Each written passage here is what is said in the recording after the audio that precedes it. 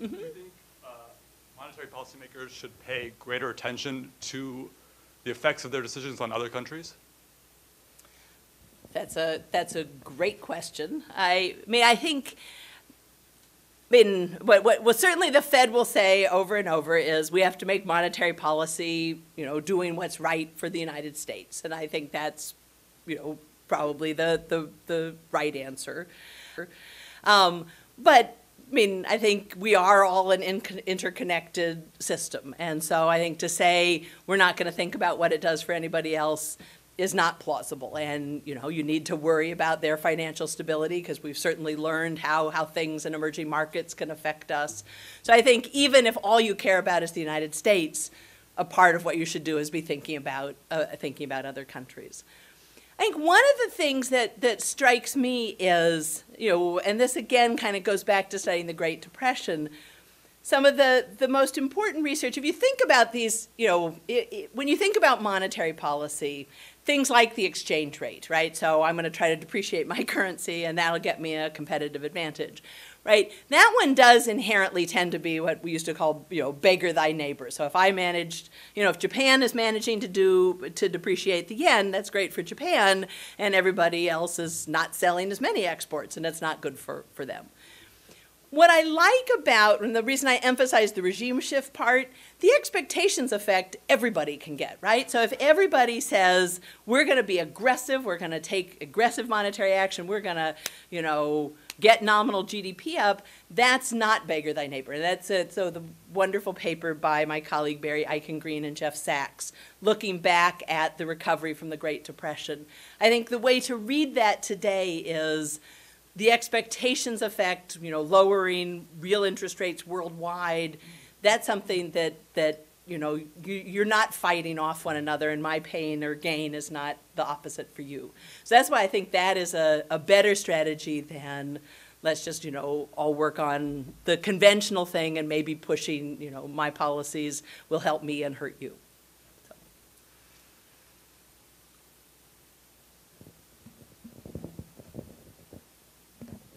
Hi, thank you so much for your talk. It was really interesting. I just have a question for you. At the beginning of your talk, you mentioned that one of your recommendations to prevent future financial crises was to increase the bank capital requirements that they had. And I would definitely agree with that assessment if the banks were acting irresponsibly because of their natural incentives. However, going off that, it doesn't necessarily behoove banks to have irresponsibly low capital requirements. And I would contend that banks were working under perverse incentives. And I think the more interesting question, instead of looking at why banks had those really low capital requirements in the beginning, is what caused them to have those low capital requirements? What were their incentive structure behind, why would they have such irresponsibly low capital stock that they had? And I would contend that two things that were really contributing to that is the fact that governments are willing and able to bail out banks that are quote unquote too big to fail.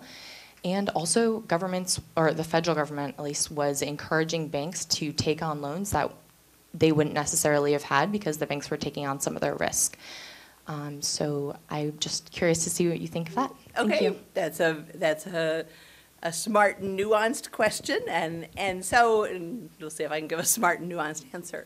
So I think a couple of things. One, we want to draw a distinction between capital requirements and sort of what banks would choose unrequired, right? So, so one thing, again, sort of going back to history, what we know is, before we had a lot of government requirements, a lot of banks held very big capital reserves, right, or had big equity stakes in them, right? So that, if you want to say, kind of goes a little bit to your point that it's all of the other things that have happened in the interaction between the government and the financial sector that's important. Too big. So the fact, the ability, the existence of bailouts obviously is one of the things that makes it, if I'm gambling with someone else's money, right? That's I have a strong incentive to do that. And if someone will bail me out if I get into trouble. And so, I think the trouble is, we saw this so much in the administration. I remember the poor president sitting there why are we bailing out AIG? Ooh, yuck, right? I mean, it's just like, and the reason was you hold your nose and you do that, because if you don't do that, the entire financial system goes down. And right, there are some things that, you know, are so horrible, you take the less bad alternative, right? And so, you know, I think realistically, we're not going to go back to a world where we'll never, you know, step in if something goes wrong. I mean, we've tried with the Dodd-Frank bill to make it not possible to just bail out one institution, but to have a way to wind them down and all of that. But I think there's still going to be a big role for the government to make, you know, in a time of tremendous distress, the government's going to find a way to step in because the alternative is so painful. So in that world, so if you're not willing to go to, you take your licks if this happens, and you know, and an unsupported financial system, then I think you are in the world where you need to tell them then how much capital you want them to have. I think the other thing that you didn't mention, right now we do have a tax incentive for using debt rather than equity. And so, you know, I think that's another thing that is affecting this decision somewhat. And so, you know, I can remember one of the CEA proposals, you know, back when we were doing financial regulatory reform, is you think too big to fail is a problem, right? We're all economists. It's an externality. If you get really big, that has a potential effect on not just you, but everybody else in the financial system. What's the economist's, you know, remedy for an negative externality? You tax it. And so we were kind of saying, why don't you say to banks, you know, you're welcome to have as much, you know, leverage as you want, but you know, we're going to tax liabilities, or you know, the how big you are. So that's another, you know, kind of a strategy that you could have. But certainly having the tax treatment where we incentivize them to have less equity and more debt, or less debt and more equity, less equity and more debt. Yes, I got that right. Or eventually, I think is just a silly, you know, that strikes me as a certainly counterproductive. The big picture here, I mean, and again, you know, I have been, you know, partly, you know, there's some nice new books, you know, the new book by Anat Admati and Martin Hellwig on the banker's new clothes, or well, I forget what the title is, but, you know, talking about capital requirements. I think they're very persuasive. They're not completely persuasive, and there have been some good pushback of, you know, maybe it's not as simple as the story they tell. But I think it's, you know, I think the evidence is coming in pretty strong that we could have higher capital requirements. It would make things safer, and it probably would not be very costly to economic behavior.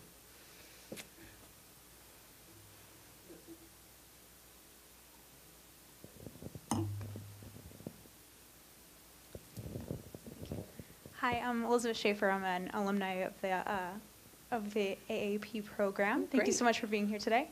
I was just wondering if you could share some of your insights and thoughts. I don't know if this was a point of discussion, but it's kind of been circulating in the media lately about the introduction of a chapter in either the TPP or the TTIP relating to currency manipulation. Obviously, that would certainly have in its enforcement implications in monetary policy and this whole onus of central bankers in this increasingly interconnected world. If you have any comments or insights about that discussion, that would be greatly appreciated. All right. So, right, this comes up every so often when, you know, the Treasury Secretary has to, you know, put out a report on, you know, is China manipulating its currency or not, and somehow we, you know, say we're not, and you know, but I guess my instinct is, it's a little bit of a strange issue, because as kind of we've been getting a little bit of the sense of this. Anytime a central, you know, here I'll tell you one story. So this was the day I was announced. So we all went to Chicago to be announced as the economics team, and I share a cab back to the airport with Larry Summers, and. He said, okay, you're new to this, we're going to do Q&A. So I could pretend I'm the press and I'll ask you questions. And so the first one, you know, we're in the cab and he says, you know, Dr. Bromer, tell us, something about the exchange rate. And I start to go in and I say, the exchange rate's just a price like any other price. And he says, wrong, the exchange rate is the purview of the Treasury. I don't say anything about it, right? So, but but the message was, right, you're supposed to pretend that, the exchange rate is just like this thing that's the purview of the Treasury. Well, it's not the purview of the Treasury. It's like the purview of market forces. And one of the big forces that, in a world with flexible exchange rates that move the exchange rate around is monetary policy. And so much as, the Fed will say, we're expanding the money supply, but we're not having anything to do with the exchange rate. Well, yes, but it's going to move the exchange rate. And so anyway, I think I guess the way to say that, the line between I'm taking responsible monetary policy because it's what's right for my economy and I want to, I have a dual mandate for encouraging growth, and I'm manipulating my currency, is a really hard one to draw. So I think, in general, I think what you want is sort of, more, I think it's something very hard to write into a law about what counts as currency manipulation and what counts as responsible monetary policy. And so I think that I guess is the part that I would probably think it's probably counterproductive to try to put it into our trade agreements. I think going back to the question, though, I think good monetary policy, people will think about the implications for other countries. And, part of, I guess, what being, part of an international economy is, twisting enough arms to say, this might be what's good for you now, but it's not good for the world economy, and it's not ultimately good for you because if the U.S. economy goes down, it's going to be very bad for you as well. So I'm obviously thinking of China here. But that's a way of I think that's a more productive way probably to do this than to try to have us writing it into our trade agreements and suddenly raising our tariffs because we've decided someone's a currency manipulator. But that's a long answer, but I think it's an important question. Yeah. I have a question about monetary policy. So 5 years since the crisis, zero interest, and 3-4 rounds of QE. There's ample liquidity in the system, banking system. So why there's a disconnection between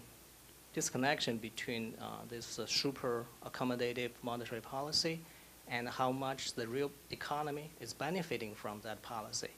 I've been working with for one of those GICs, and also own a house for 12 years. So I lost the count of how many times I refinanced my houses. But the last time, last year I refinanced is the most difficult I ever experienced. Even I was in the FICO 800 club. So I think I know a little bit about mortgage market and how it works, and the spread between the 10-year Treasury and the 30-year fixed mortgage, the benchmark fix, is quite wide at the time. Even the 10-year are hitting bottoms. So is there any way that policymakers can, anything, whatever, the policymakers can do to solve this problem? Thank you. Okay, so I mean, I think that's a great question. I think it's very much kind of implicit in what I was saying. So I showed you the picture of quantitative easing. I mean, I absolutely think that was the right thing to be doing. I think inherently, if you just sit there and say, where do we stand as the U.S. economy? We have, there's no evidence of inflation. In fact, what people are worried about is inflation's coming down, not that it's going up. We know unemployment is still high. So the basic thrust of monetary policy, I think, very clearly should be on the expansionary side. And, you factor in what I showed you about the deficit, that we are actually having contractionary fiscal policy. And so, sort of the gist, the intersection of those two things, say expansion is what you want. I think where you're getting is, sort of what's the right way to do expansion. And I don't think it's let's just, it might well not be let's just keep pumping, more liquidity into the system, right? So that's why I kind of mentioned things like the Bank of England and the funding for lending, right? So something that rather than just general liquidity, let's try to incentivize banks to do what we think we want them to do, which is to lend to small businesses and to lend to consumers and, for legitimate purposes. So that strikes me as a creative idea. Or the reason I said let's do something like a nominal GDP target is as a way of, let's actually not just try to see if we can push the mortgage interest rate down by another, 3 basis points, but to actually really shake up people's expectations and really expect more growth, or maybe, expect slightly higher inflation, something that might actually move their behavior some. So I think that is sort of exactly where I'm trying to think. Or if you're,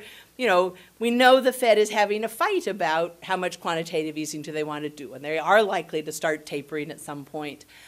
What I hope is, are they thinking about what else they will do, right? So at the same time, are they going to think about their, we have conditional forward guidance where they say we're going to keep the funds rate low until unemployment falls below 6.5%. Well, we now, we're getting kind of close to that, and the economy is not healthy. We know a lot of the fall in the unemployment rate is coming from people leaving the labor force. Maybe they need to be pushing that number down, right? That would be a way of kind of, if you think the forward guidance tool is working better than the quantitative easing tool, let's put some more emphasis on that. Let's not just say, we're done. Let's try to be more creative about what could we actually, how could we actually move the needle and actually do something useful. So, I think the direction is in the right, the monetary policy is headed in the right direction, but I think they could be thinking more broadly about what tools they could use and use them more effectively.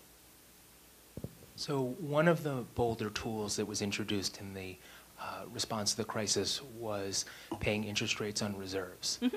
And I was wondering, what's your opinion on the efficacy of that as a tool? Because it seems to be, it's sort of a negative version in some ways of the Bank of England's policy, because you're sort of paying them not to lend.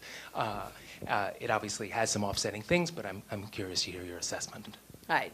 So, I think one thing is we're not paying them very much, right? So, and in fact, but one question, we are, as I'm right, we are still paying we're still paying, 0.25%? So it's a little bit higher than we're paying on federal funds and things. So that's never, they tell me there's some, technical reason why they want to do that.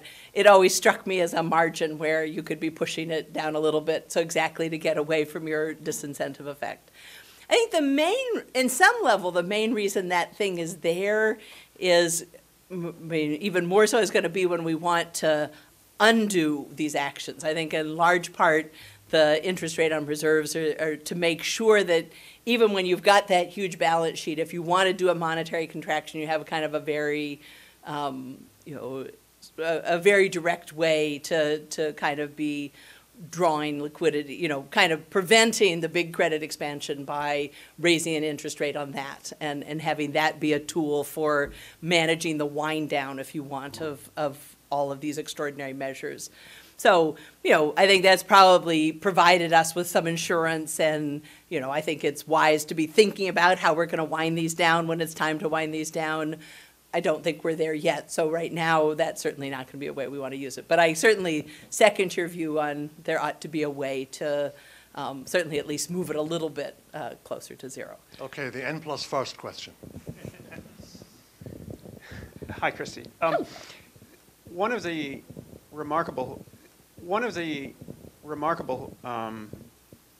facts about the reaction of the economics profession to the crisis, or really it's not so much our profession as it is the reaction of those who draw on our profession, is the extent to which the very small tribe of economic historians has occupied many of the most prominent roles in the response. So you, of course, are an example, and Ben Bernanke is an example, and some of the most influential commentary has come from Brad DeLong and from Barry Eichengreen. from my perspective, this is a very welcome change. I wonder whether your view is that the sort of long decline in the numbers of members of that tribe is likely to end, and or whether other kinds of economists are going to become more interested in history, or both, or neither. That's a lovely last question. And, you know, I wrote a paper in my cocky younger days called The End of Economic History. So there was the famous paper on the end of history. But the argument I was trying to make, I think economic history maybe as a field unto itself, its day, I mean, it is shrinking, and I'm not sure that that's a bad thing in the sense that why should the same person who's a specialist in, you know, the 19th century banking also, you know, do 20th century something else, right? So so I actually think history should be a part of every field, right? So of labor, of public finance, of macro, and so I think that I'd like to see more of that in, you know, in every field. And I think we are. I mean, I think that is part of what has been, you know, I think a really good thing that's come out. I mean, probably the only good thing that's come out of the crisis has been this reinvigoration of interest. You know, one, it's made macro, I think, a much more interesting field and much more relevant to the world than it was perhaps 10 years ago. But I also think this appreciation for history. And that's kind of, I think, getting the last point I was trying to make. I think there's exactly where you go wrong is if you're a policymaker and all you remember is what happened 5 years ago or 10 years ago, right? To take somewhat the longer view, often the closest precedent is not what just happened. It's something that we've been through, but I think is important to know about. So I think that is absolutely, it would be a fabulous development. So all of us who are academics, let's encourage that in our students and in our own research.